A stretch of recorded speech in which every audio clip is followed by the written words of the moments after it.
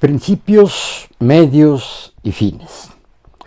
Esta tríada, este trío de vocablos, de conceptos, creo que son claves para trabajarlos durante la vida, vaya desde que uno empieza pues a filosofar sobre su propia vida, a tratar de tener algo de conciencia propia y de conciencia del entorno, para orientar de la mejor manera posible nuestras propias vidas. Hoy voy a tocar este tema, me parece que es un tema que puede ser profundísimo, pero yo voy a tratar de hacerlo en la mayor brevedad posible. Esto viene a colación porque Andrés Manuel López Obrador mucho habla de tener principios y tener ideales.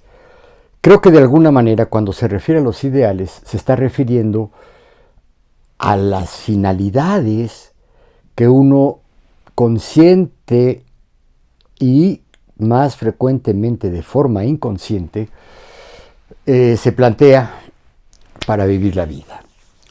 Evidentemente aquí no estoy hablando de un asunto geométrico, de que en el principio pues está un punto de salida y en el fin pues está el punto de llegada, ¿no? Y el trayecto pues serían los medios, ¿no?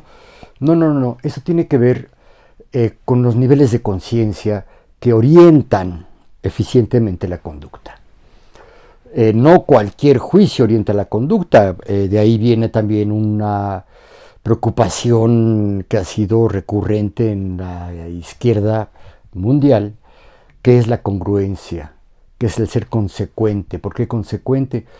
Porque te planteas algo que tiene efectos, es decir, te planteas una causa que tiene efectos y tu comportamiento debe de estar acorde a esa causa y a esos efectos, esas finalidades, a esos ideales, ¿no? Entonces, pues yo plantearía, de acuerdo a estos tres principios, que la congruencia, la consistencia de la existencia, la consistencia del carácter, la coherencia en la vida, tiene que ver con estos tres vocablos que les estoy proponiendo: principios, medios y fines. Hace algunos años, no muchos, me encontré, no me acuerdo en dónde, incluso no me acuerdo si fui yo quien lo ideó, o lo leí o lo oí por ahí, que la verdadera virtud era tratar de amarrar los fines a los principios. Y luego pensé, sí, pero la mejor manera de amarrarlos es establecer los medios por los cuales vas a llegar a esos fines partiendo desde tus principios. Aquí ya me acerco pues a la cuestión de los principios como algo interno, como algo de la conciencia, como un fenómeno de la conciencia. ¿Qué es un principio? Bueno, pues, en el diccionario de la Real Academia de la Lengua Española aparecen más o menos 9 acepciones diferentes de qué es un principio, ¿no? Desde el principio como el origen de algo, ¿no? Cuando se inicia algo, o bien antes de eso, los fundamentos de ese algo, ¿no? Esos serían los principios. Entonces, pues aquí es muy fácil hablar de los principios morales, ¿no? Que tienen que ver a veces con cuestiones de religiosidad o de civismo, ¿no? Porque finalmente los seres humanos, siendo que somos seres sociales, socioafectivos, porque nos afectamos en nuestra interacción directa o indirecta, pues nos planteamos, sí, principios, hacemos conscientes, a veces hasta verbalizados o por escrito, ¿no? Pero sí lo hacemos en términos de juicios planteados en términos de lenguaje, planteados lingüísticamente. ¿Cuáles son los principios de uno? ¿Vivir bien? Pues sí, ¿no? Nada más que pues cada quien entiende el bien de distintas maneras, ¿no? Ser honesto, también, ser honrado, ser eficiente, ser rico, ¿no? Obtener bienes materiales, dinero, etcétera, etcétera. Pues esos pueden ser los principios, distintos tipos de principios, ¿no? Otro, ser el más algo, ¿no? El más alto, el más guapo, el más inteligente, el más preparado, ¿no? Etcétera, etcétera. O no, o como yo me lo planteé alguna vez, ser un gran mediocre. O sea, sí, me entiendo que estoy en un término medio en la escala social, que soy de estatura media, más bien tirándole a chaparrito, pero no soy precisamente un chaparrito ni un enanito. O sea, soy un hombre intermedio. Esto se lo vi a Mafalda. Bueno, ¿qué esperabas, mamá? Cuando la mamá le dice que si no leía iba a ser un mediocre. Dice, pues estoy en un país de desarrollo intermedio, pertenezco a las clases medias, no me queda otra más que ser un mediocre, es decir, ubicarme en el término medio, diría Benito Juárez, en la justa medianía, ¿no? Ni frío ni caliente, tibio, ni negro ni blanco, gris, ¿sí? Ni gordo ni flaco, de complexión intermedia, ¿no? En fin, es muy difícil definir y ejemplificar cuáles son los principios. A veces nos es hasta difícil plantearnos cuáles son los principios que uno tiene. Los principios, yo diría, existenciales que van a orientar tu conciencia, que son la base de la forma en que interpretas tu propia vida, ¿no? Esos son los principios. Yo sí tengo muchos principios, ¿no? Entre ellos, por ejemplo, también se les llama escrúpulos, ¿no? Cuando yo di clases en una escuela plagada de alumnas en edades en que estaban con la hormona a flor de piel, digamos, en las postrimerías de su adolescencia, los últimos años o meses de su adolescencia, y el principio de su vida juvenil, de su vida joven, y había muy pocos maestros, y en esa escuela, pues sí, ya les estoy hablando desde los 80s, ¿no? Hasta ya entrado el siglo XXI, pues evidentemente la moral sexual ya era una moral bastante abierta en este país, ¿no? Y claro, como bien decía, era Mario Benedetti, dice, maestras de las que yo me enamoré nomás para no defraudar a Freud, ¿no? Porque Freud ya lo señaló, ¿no? Dice, muchas veces hay un enamoramiento de los alumnos hacia sus maestros o maestras porque hay un fenómeno de transferencia. El alumno le transfiere sus figuras amorosas a sus maestros, a sus buenos maestros, ¿no? Entonces, la corriente erótica se da muy fácilmente. Entonces yo sí me planteé, desde que yo empecé a dar clases a los 17 años, para grupos de primer ingreso al bachillerato, me planteé que no iba yo a involucrarme ni emocionalmente y menos sexualmente con mis alumnas, ¿no? Está descartado, o sea, soy heterosexual, absolutamente heterosexual. Entonces, pues sí, por supuesto que, digamos, mi objeto, ¿no? O mi propósito, o mi compañía sexual, pues son mujeres, ¿no? Bueno, pues yo me planteé como un principio de conducta, y yo le decía a mis escrúpulos, no involucrarme ni emocionalmente, ni mucho menos eróticamente, con ninguna de mis alumnas. Y mucho menos usar esto, el erotismo o la relación amorosa, como moneda de cambio por las calificaciones, cosa que muchos maestros que yo conocí, más viejos, de mi edad y más jóvenes, que por supuesto que eran traficantes de favores sexuales a cambio de buenos resultados evaluativos en el proceso de aprendizaje escolar. Ellos eran los responsables de calificar y pues no faltaba la alumna que le hiciera insinuaciones o que le dijera claramente, pues que órale, ¿no? ¿Cuánto me va a poner si le hago, si le concedo tal cosa, ¿no? Otros que tenían unas formas muy burdas, ¿no? De decir, ¿quieres una mejor calificación? Te invito a que nos tomemos un café. Ese café terminaba siempre, bueno, no siempre, muchas veces en un hotel, ¿no? Y bueno, eh, así como hubo alumnas, o conocí varias, ¿no?, que no tuvieron mayor empacho en acostarse con sus maestros o con algún funcionario medio, alto o bajo de la escuela, pues por tener, además del goce sexual, pues también la posibilidad de obtener mejores estancias, mejores resultados en sus estudios, ¿no? Pero hay otras que no, hay otras que se enamoraban de un amor imposible, otras que se sentían vejadas, violentadas, ¿no?, de alguna manera usadas por estos maestros. Yo me dije, no.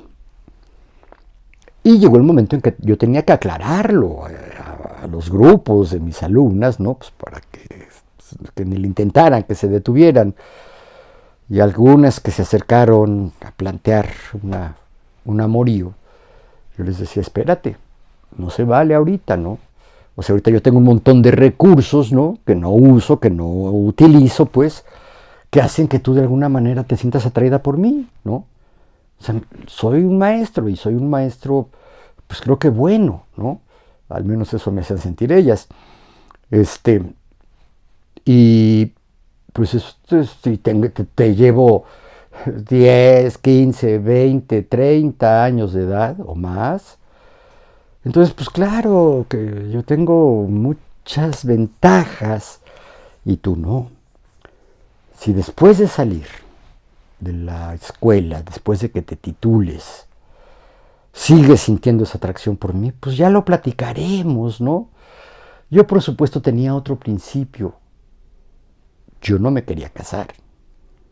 Pero cuando me casé, cuando ya decidí que pues sí, la mujer con la que actualmente vivo y que tenemos ya más de, no, unos casi 40 años, alrededor de 40 años de casados, me casé en el 84. Échenle las cuentas, ¿no? Ya voy para 40 años de casado. Bueno, hace 40 años yo me lo planteé y muy conscientemente dije, si me caso en serio, ¿no? Y esto significa, por supuesto, recurrir a las exigencias que de alguna manera hace mi mujer, ¿no? Y que están presentes en todo vínculo matrimonial, aunque muchos los violen, ¿no? Que tampoco tiene nada de grave. Vaya, a mí no me parece tan grave, pues. Pero yo me dije, no, yo me casé en serio, entonces yo voy a ser el hombre de una sola mujer, ¿no? Nunca he tenido, más allá de coqueteos, aventuritas, pero que se limitan a un paseíto, un cafecito, amigas, ¿no?, muchachas que se han hecho mis amigas, a partir de que si hay cierto acoso de parte de ellas hacia uno, ¿no? Y que claro, muchas de ellas a mí también me gustan, ¿no? Me gustan físicamente, sí puedo decir que me gustan eróticamente, algunas de ellas, que lo ponen uno a dudar, ¿no? Le entro, no le entro, ¿no? Se me antoja, sí, mucho, pero estoy consciente de las consecuencias. Entonces yo les estoy ejemplificando un principio, ¿no? Un principio de conducta, un principio moral también. Bueno, tienen mucho que ver la moral con la conducta, ¿no? Un principio ético. Y, claro, la finalidad es preservar, en la medida de lo posible, mi relación de pareja con mi esposa. Por lo tanto, la estabilidad de esta familia, en la cual hay una hija y hoy una nieta, ¿no? Entonces, si de alguna manera ellas dos, la hija y la nieta, han encontrado en esta pareja una especie de apoyo, de refugio, de espacio amoroso, ¿no?, y de contribución a otras necesidades, a la satisfacción de otras necesidades que pueda tener mi hija en su actual vida marital y mi nieta en su proceso de desarrollo, de crecimiento. Tiene 4 años apenas. Bueno, ahí están las finalidades, ¿no?, a este nivel chiquito. Y claro, en medio, entre el principio, mi escrúpulo, ¿no?, de mantener lo más estable posible esta pareja, y que de mí depende en buena medida si yo no cometo infidelidades, ¿no? De verdad que hay otro rollo complicado, pero eso lo voy a tocar en otro, ya lo toqué en otros videos anteriores. ¿Qué pasa con la lealtad, la fidelidad, ¿no? ¿Es posible, no es posible? En fin, los celos, ¿no? Bueno, yo no quería vivir escenas de celos, odios por celos, ¿no? Entonces, ahí estaba ya la finalidad, ahí estaba el principio, y claro, en los medios para llegar a esa finalidad a partir de este principio, pues tienen que ver con simplemente actos, con declaraciones, con confesiones, con dichos, pues, y con, insisto, las acciones, ¿no? De no involucrarme, ni emocionalmente, ni sentimentalmente, ni mucho menos eróticamente, ni mucho menos sexualmente, que es diferente, ¿no? Con ninguna de mis alumnas y por extensión con ninguna otra mujer, ¿no? Este es un ejemplito muy sencillito. Hay cosas más complejas, como por ejemplo, ¿cómo concibes a tu sociedad? Para ti, ¿qué es el ser humano? Tú como ser humano, ¿cómo eres? ¿Por qué eres ser humano? ¿Porque eres muy inteligente? Bueno, pues cultivarás tu inteligencia, ¿no? Estudiarás, cultivarás tus formas expresivas en la escritura, en el habla, tal vez en la edición de videos, ¿no? O no. O piensas que el ser humano es sobre todo físico, atlético, ¿no? Corporal. Entonces, bueno, tus medios son hacer ejercicio, meterte al gimnasio, tener una buena dieta, dormir bien, ¿no? Cuidar tu piel, tu cutis, ¿no? Tu cabello. Entonces, ahí hay otros ejemplos que se pueden seguir, digamos, analizando o protagonizando para tener principios conscientes, principios bien pensados y de ser posible lo mejor expresados en la plática, en la escritura, pero sobre todo en la conducta. Entonces ahí ya tenemos un principio de cómo se puede ser congruente si amarramos, congruente y virtuoso, si amarramos los principios a los fines mediante los procesos, procedimientos, técnicas, recursos adecuados. ¿Cómo juntar principios y fines a través de los medios adecuados? Creo que esto, así dicho, está facilito, es hasta bonito, ¿no? O sea, principios, finalidades y medios para llegar de los principios a las finalidades. Si pensamos que el ser humano es un depredador y que simplemente es un depredador que tiene un poquito más de conciencia que los demás depredadores, pues lo más probable es que reconozcamos que en la sociedad es inevitable que haya violencia. Hay quienes pensamos que no, que el ser humano tiene la capacidad de controlar sus instintos, de controlar sus necesidades y satisfacerlas a través de medios pacíficos, a través de la cooperación y no a través de la lucha. Si este es el principio, este es un principio pues de pensamiento, pues por supuesto que buscar una sociedad armoniosa implica disminuir la desigualdad en oportunidades materiales, pero también disminuir la desigualdad en oportunidades formativas, educativas, intelectuales, morales, artísticas, etcétera, etcétera. Y procurar la cooperación más que la competencia. Ajá. Y claro, no recurrir a la violencia en la medida de lo posible, a menos que ya esté en peligro tu vida, ¿no? Entonces, por eso es que hay algunos que vemos a la sociedad como una entidad con la que se puede trabajar para lograr mejores condiciones de vida para todos, para que la cooperación sea cada vez más igualitaria y cada vez más equitativa y cada vez más justa, ¿no? Porque si partimos de que no, que somos depredadores y que somos el depredador más feroz que ha existido sobre la Tierra, pues entonces nos trasladamos a las conglomeraciones humanas, a las sociedades, y también ahí podemos actuar así. Entonces viene el tipo gandalla, ¿no? La mujer abusiva, el grandote que sojuzga al chiquito, el rico que oprime al pobre y que mucha gente ha hecho su riqueza exprimiendo las posibilidades laborales y también el poquito dinerito que puede tener un grupo, una familia, una población pobre, ¿no? Entonces, atrás de estas dos visiones, ¿no? De que en la sociedad hay que trabajar para la cooperación o en la sociedad hay que trabajar para la competencia, híjole, ahí está. Los fundamentalistas del libre mercado son, sin confesarlo, a veces sin haberlo ni siquiera meditado, sí son personas que favorecen sobre todo la competencia y que la competencia puede llevar a niveles de violencia, ¿no?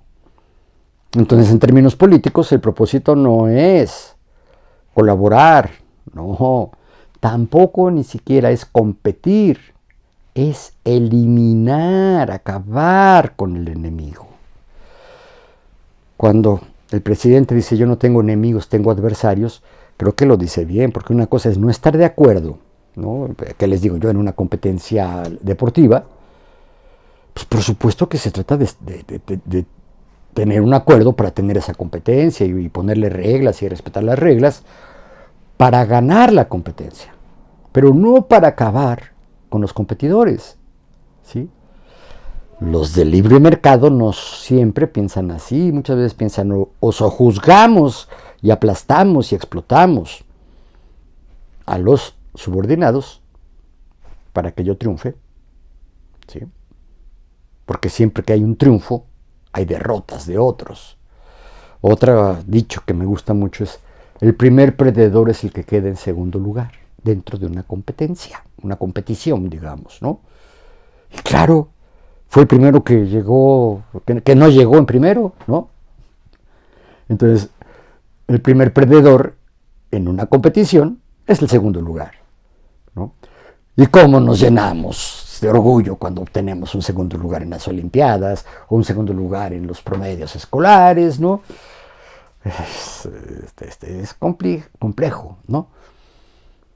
También por eso creo que cuando uno se plantea como finalidad el éxito, tendría que tener un principio más o menos adecuado para que ese éxito no fuera resultado del abuso y que generara rencores, odios, ¿no?